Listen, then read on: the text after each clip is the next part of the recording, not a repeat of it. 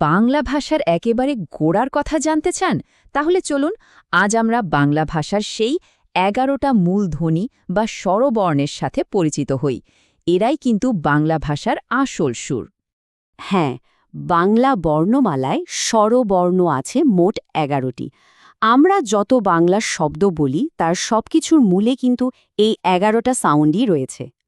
তো দেরি না করে চলুন প্রথমে এই ১১টা জরুরি বর্ণের সাথে একটু আলাপ পরিচয় করে নিই। দেখি এরা দেখতে কেমন আর এদের নামই বাকি।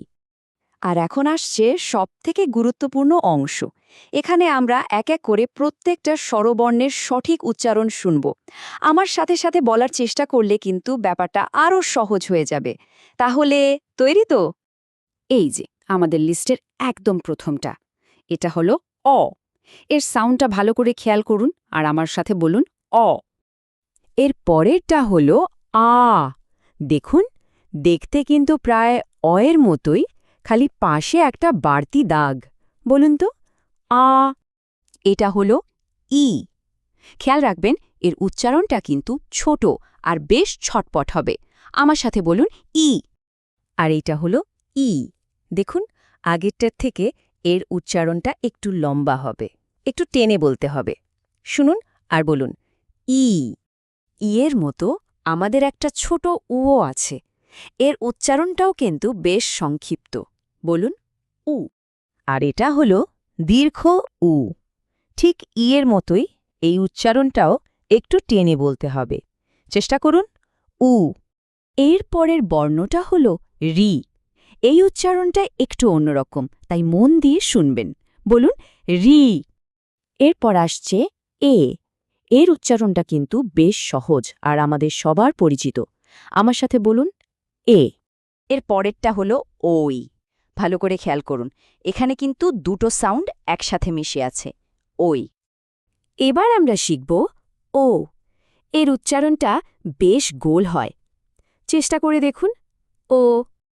আর আমাদের লিস্টের একদম শেষের স্বরবর্ণটা হলো ও।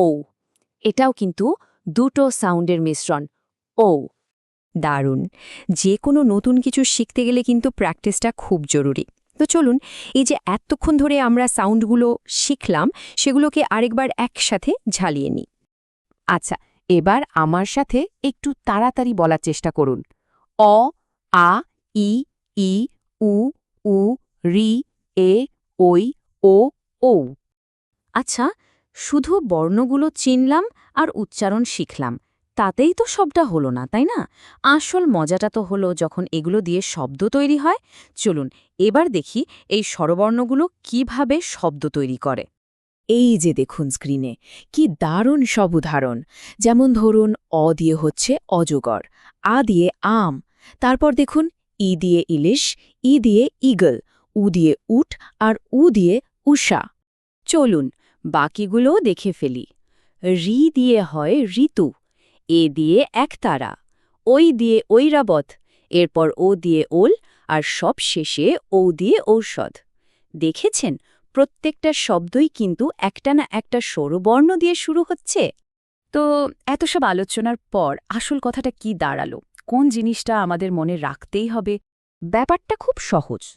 শুদ্ধ করে বাংলা বলতে বা পড়তে চাইলে এই ১১টা সাউন্ড বা স্বরবর্ণকে একদম ভালোভাবে আয়ত্ত করতেই হবে। এটাই কিন্তু বাংলা ভাষার একেবারে গোড়ার কথা, মানে বলতে পারেন ফাউন্ডেশন। আচ্ছা, যাবার আগে একটা ছোট্ট প্রশ্ন রেখে যাই।